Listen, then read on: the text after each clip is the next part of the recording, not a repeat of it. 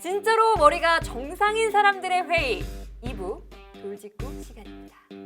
이 주에 가장 핫한 현안을 분석하는 시간인데요. 이번에도 역시나 요즘 정말 모시기 힘든 두 분을 제 좌우로 모셨습니다. 유용아 한국외대 초빙 교수님 안녕하세요. 자리하셨고요. 네. 이은영 휴먼앤데이터 수장님 자리하셨습니다. 네, 안녕하세요. 반갑습니다. 너무 뿌듯하네요. 요즘 뭐 유 교수님 너무 바쁘시잖아요. 주말에만 바쁘면 아 그래요? 제가 어제도 TV에서 봤거든요. 주말이었잖아요. 아 그렇군요. 뭐 이분 역시 만만치 않으시죠. 특히나 뭐 여론조사 전문가시니까 아, 네. 요즘 뭐 유튜브를 저는 많이 나가고 있어요.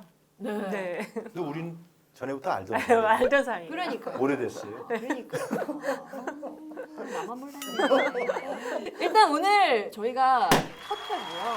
그중에서 문상회의 2부 주제를 공개하기 전에 일단 저희 코너명이 돌직구거든요. 네. 그래서 두 분께 일단 질문 한번 들어갑니다. 4.7 재보선을 앞두고 누군가에게 꼭 돌직구 한마디를 날리고 싶다. 누구에게 한마디 하고 싶으실까요? 오세훈 후보. 뭐 그분을 제가 뭐 구태 정치인이다 정치꾼이다 얘기하는 건 아니고요. 네, 아니지만 거짓말 논란에 휩싸인 거죠. 아. 그래서 나는 몰랐다. 그런데 그 처가 땅, 그 내곡동에 거기가 원래 제가 언젠가 한번 그 누구를 한번 만났는데 옛날에 그 10년 전에 네. 거기를 그 조사한 사람이 있더라고요. 거기 맹지였대요, 네. 맹지. 어허. 이 오세훈 후보가 국회의원 대수 재산 신고하고 네. 서울시장 때 재산 신고했는데 난 몰랐다. 재산 신고 해보셨나요? 안 해보셨? 해봤어요. 해봤어요? 네, 청와대에 있을 때. 재산 청와대도 계셨나요? 네. 재산 신고를 자기가 하는데 그걸 모를 수가 있나요? 그게 예. 남편의 뭐 그 예금액이라는가 이런 건 좀 모를 수 있는데 땅같이 이렇게 큰 거는 모를 수가 없죠. 그리고 또 이제 더 난 희한한 게 그린벨트 해제라는 데는 난 몰랐다. 몰랐다. 서울시장이 그린벨트 해제를 몰랐다? 이건 말이 안 되는 거예요. 뇌가 좀 청순하실 수도 있죠.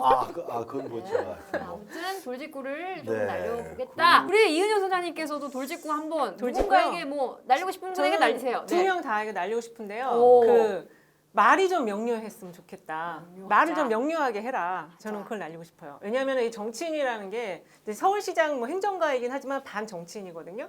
말이 좀 명료해야 돼요. 근데 그래야지 우리가 이제 시민들이 귀를 열고서 그 말을 듣고 아 이렇게 가려나 보다 하고 알게 되잖아요. 근데 후보들이 좀 말이 어눌하거나 말이 뒤끝을 흐린다거나 이런 사람을 시장으로 뽑았을 때 굉장히 시정이 혼란스러워질 것 같아요. 네. 근데 오세훈 후보 같은 경우에 출마할 때 출마 선언할 때도 조건부 출마 선언을 했는데 그게 하겠다는 건지 안 하겠다는 건지 헷갈려가지고 애매했었거든요. 그래서 이 말이 좀 명료한 사람을 뽑아야 된다. 그 돌직구 한번 날려보고 싶어요. 거짓말쟁이 명료하자. 이렇게 간단하게 돌직구를 날려주셨고요. 잘 들었습니다. 그럼 오늘 저희의 돌직구 주제 과연 뭔지 함께 확인해 볼게요.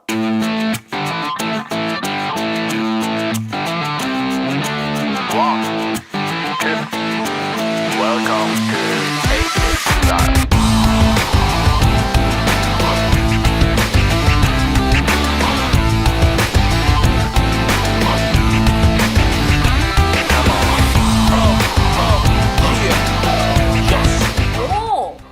여론조사.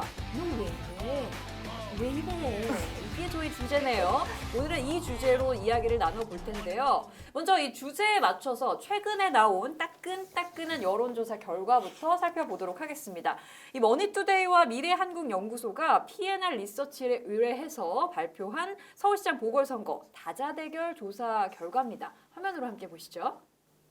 와, 이게 뭐 생각보다도 격차가 더 심합니다. 어마어마하네요. 네. 국민의힘 오세훈 후보가 더불어민주당의 이 박영선 후보를 무려 26.3%포인트 앞서고 있다라고 나왔는데 이 정도면 뭐 오차 범위를 훌쩍 뛰어넘는 수치다라고 보여지는데 어떤가요? 오차 범위를 너무너무 많이 네. 뛰어넘었고요. 사실은 이게 지금 조사가 언제 진행된 건지 자료가 확인 한번 해봐야 되겠는데 주말에 조사가 된 것들은 한 15%포인트 정도 격차가 약간 좁혀진 걸로는 나왔거든요. 그래도 대부분의 지금 여론조사 결과가 대부분 야권이 오차범위 밖에서 그렇죠. 아주 우세한 결과를 보이고 있는 걸로 보여집니다. 네. 특히 이번 여론조사 결과에서 주목해야 할 점은 박 후보의 핵심 지지층이라고 할 수 있었던 40대.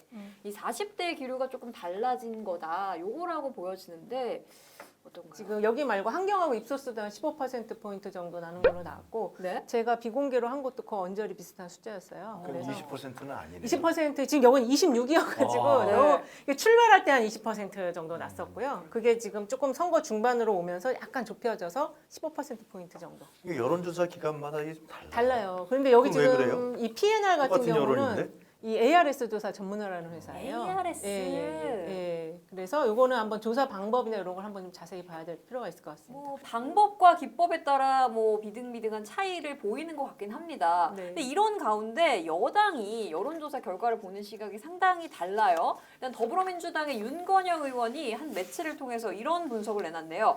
박 후보의 지지율이 반등해서 오 후보와의 격차가 한 자리 이내로 들어왔다. 라는 분석을 내놨거든요. 이 내용에는 어떻게 보시나요? 현장의 느낌이 한 자릿수로 좁혀졌다라고 내가 느낀다. 이거는 뭐 동의할 수 있는데 네. 지금 조사 결과들을 보면은 실제 이제 격차가 좀 현재 오차범위 밖으로 나고 있고 그래서 그거를 좁히기 위해서 지금 안간힘을 각 캠프가 지금 특히 방영선 후보 캠프 같은 경우 안간힘을 쓰고 있고 그런 측면에서 지금 이제 그 3, 40대 약간 변화가 핵심 네. 지지층이었던 3, 40대가 그 전에는 굉장히 박영선 후보에 대해서 좀 네거티브적인 입장을 보였었는데 지금은 약간 돌아서는 그런 흐름은 있어요. 왜냐하면 그 내곡동 문제가 너무 지금 심각하다 보니까 그런 흐름 조금. 근데 그게 있습니다. 선거에서 후보자들이 네, 지금 악수 잘 못하는데 손을 잡으면 알아요. 그렇죠. 네. 그게 밑바닥 민심인 거죠. 그러니까 그래서 그 오세훈 후보하고 정세균 총리하고 붙었었잖아요. 네, 종로 후보. 종로에서 붙었는데 네. 그때 여론조사는 다 여론조사는 이기는. 20% 차이 이상으로 네. 오세훈이 이긴 건 나왔어요. 네. 정 총리가 했어요. 이거 아니다. 네. 바뀔 것이다. 네. 근데 실제로 결과에서는 바뀌었어요. 그게 그 저기 2016년도 총선인데 네. 종로에서 여론조사는 한 55대 한 또 그 정세균 후보가 한 37 뭐 이 정도 나왔어요. 네. 그러니까 오세훈 후보가 한 15% 이상 앞서는 걸로 나와서 그 당시 오세훈 후보가 이제 나는 이겼구나 생각하고 다 지방 이제 지원 유세 다녀가지고 완전히 이제 자기 집 비워놓고 그리고 그때 정 총리는 발품을 엄청 팔면서 손을 꽉꽉 잡으면서 다녔다는 거죠. 사람이 이렇게 손을 꽉 잡아주고 눈물을 약간 글썽글썽하면 찍게 돼 있어요. 마음이 가게 돼 있어요. 우리나라 유권자들이 이게 여려요. 저희 구독 좀 해주세요. 잘해주세요. 네, 뭐 일각에서는 여론조사 결과를 띄우는 언론의 보도가 더 문제다라는 지적도 있거든요. 어떻게 생각하시나요? 그게 이제 그 모든 이제 조사가 만약에 다 오차범위 바깥으로 나오는데 하나의 회사가 오차범위 밖 중에서도 한 아까 26이 나왔는데 네. 한 30이 나왔다. 오. 그럼 언론이 어딜 보도하겠어요? 26 나오는데 보도하겠어요? 30 나오는데 보도하겠어요? 35도 하죠. 당연히 30으로 달려가죠. 특히 또 낮은 거는 별로 보도 안 해요. 높은 거, 치고 올라가는 거. 이럴 때 이제 언론이 그걸 2차로 보도를 하고 또 그걸 받아가지고 또 막 SNS에 막 또 그렇죠. 돌리고 그 다음에 그걸 다시 또 인터뷰하고 2차, 3차 계속 보도가 확산이 되거든요. 그러면 사람들이 그 보도를 보면서 아 지금 나 말고 딴 사람들은 다 저렇게 생각하나 보다. 그러면서 자기의 생각을 이렇게 터닝을 하게 돼요. 아, 그렇죠. 예, 그래서 이게 그 조작된 결과라기보다는 여론조사 기법을 통해서 뭐 보기문항에서 뭐 이렇게 좀 누굴 뺀다든지 누굴 또 넣는다든지 이렇게 해서 이제 좀 숫자를 바꿀 수가 있는데 그걸 통해서 숫자를 좀 달라진 숫자를 보여주면 언론이 보도를 하고 그거를 보는 사람들은 다시 한번 저게 여론이구나 하고 글로 가고 이런 현상이 있다는 거죠. 그럼 그게 여론조사 정치를 하는 거네요. 그렇죠, 그렇죠. 예. 뭐 어쨌거나 현재 여론조사의 결과만 보면 야당이 우위에 있는 건 솔직히 사실인 것 같긴 해요. 그렇죠. 지금까지는. 근데 유 교수님, 네. 지난 3월 19일이었는데 네. 더불어민주당 이해찬 전 대표가 한 매체에서 이런 발언을 했어요. 예, 저는 선거가 아주 어려울 줄 알고 나왔는데 요새 돌아가는 거 보니까 거의 뭐 선거는 이긴 것 같습니다. 당시에 박 후보의 굉장히 좀 낮은 지지율을 보고도 거의 이긴 것 같다. 뭐 이런 자신감을 내비친 거거든요. 그거는 왜 그러냐면 네. 그 이제 6일 전부터는 깜깜이 선거죠. 네. 여론조사를 발표를 못 하는데 네. 그러니까 이 보궐선거고 네. 특히 선거의 특색은 뭐냐면 누가 많이 나가느냐예요. 지지자층들이 많이 나가냐는 것인데 이렇게 여론조사가 이렇게 나와 크게 나와서 지고 있다. 그러면은 예를 들면 민주당 이해찬 전 대표가 민주당 출신이니까 민주당 사람들이 안 나가죠. 포기하죠. 아유 어차피 질 거. 이런 현상이 나타나기 때문에 실제로 이해찬 전 대표 그런 얘기를 했고 또 하나 이제 중요한 근거는 뭐냐면 제가 조금 얘기 말씀드리면은 여론과 민심은 달라요. 맞습니다.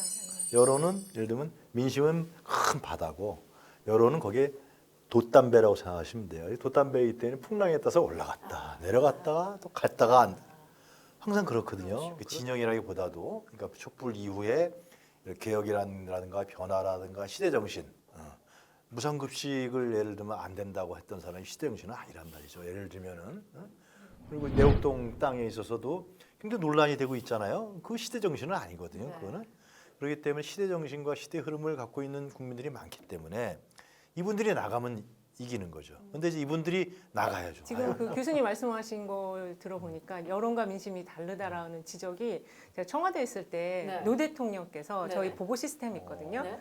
탄핵 전에 이제 지지율 굉장히 떨어졌었잖아요.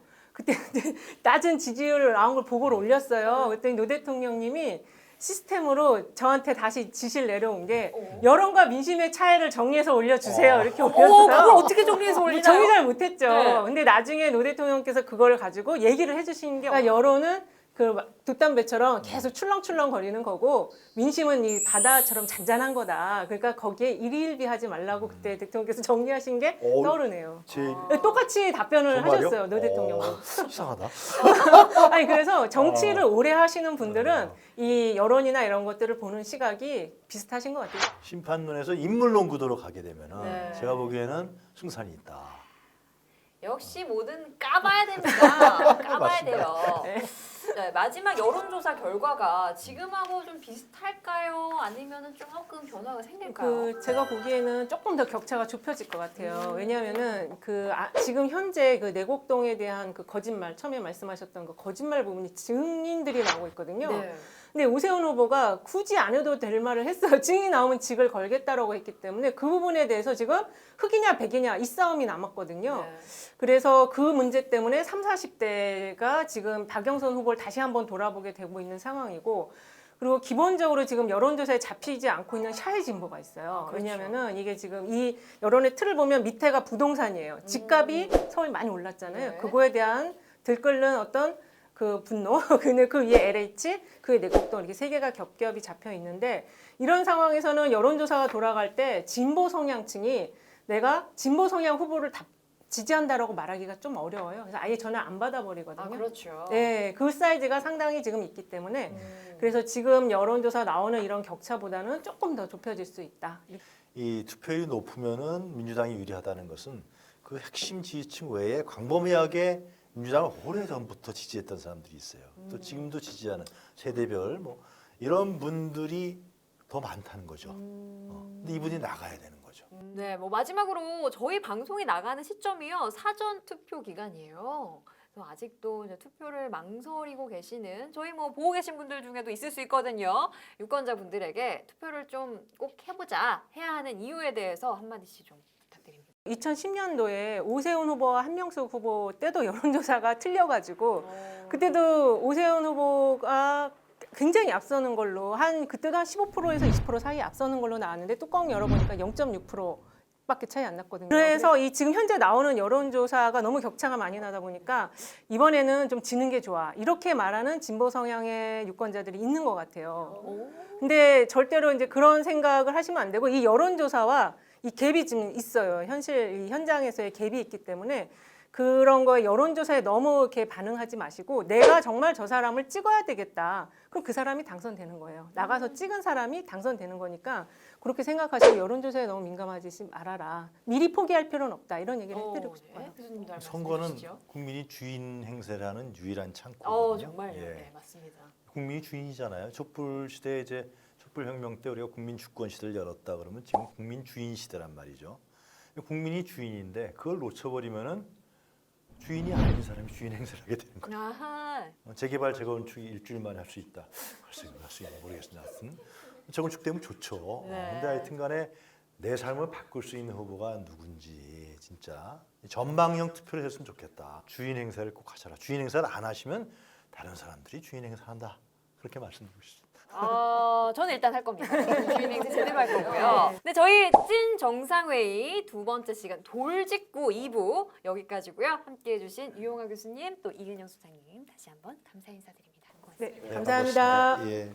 찐 정상회의 구독! 좋아요. 알림 설정 부탁드리고요. 꼭 4.7 재보궐 당일 투표가 어렵다면 사전 투표 약속해줘.